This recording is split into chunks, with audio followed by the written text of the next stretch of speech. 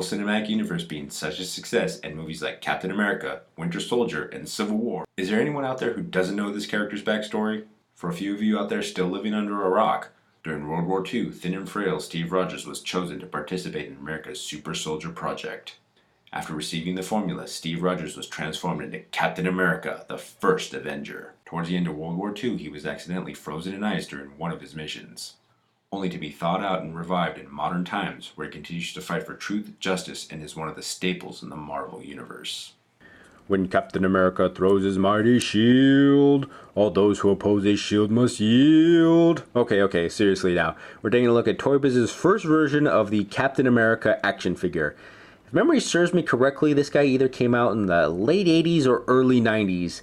And boy, does it show. I mean, compared to some of the new modern versions of the Steve Rogers Captain America figure, he doesn't really hold a candle all that much. I was passing by one of those in the toy store, looking at all the super articulation, the detail, the extra pockets, the weapons, the realistic head sculpt, or near-realistic head sculpt.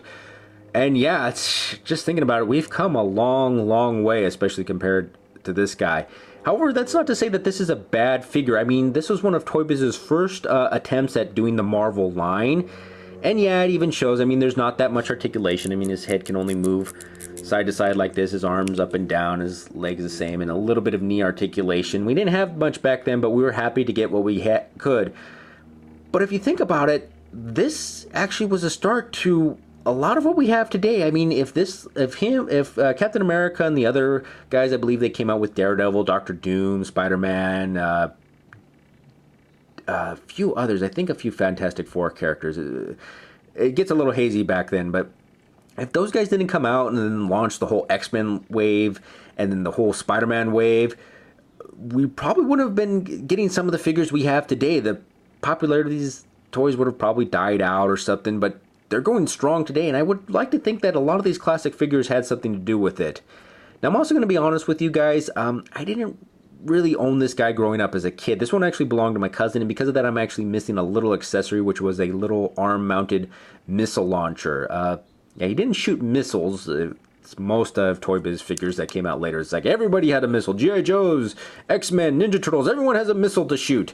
No, his missile launcher actually just launched his shield. You can see right there the little slot where it would actually fit into the attachment, and the little peg right there. So it lock into place, press the button, and bam, his shield would fly out, almost like he was throwing it.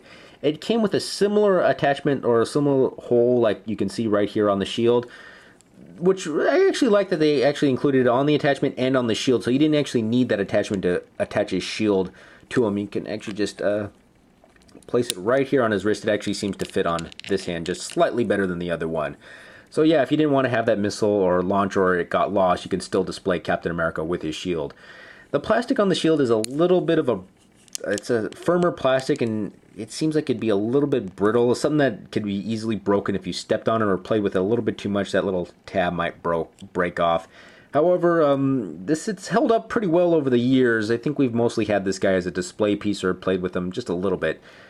I'm also going to be honest with you guys. Me and my cousin we weren't that into Captain America growing up as kids. As a matter of fact, I didn't even know too much about him. I know he represented America.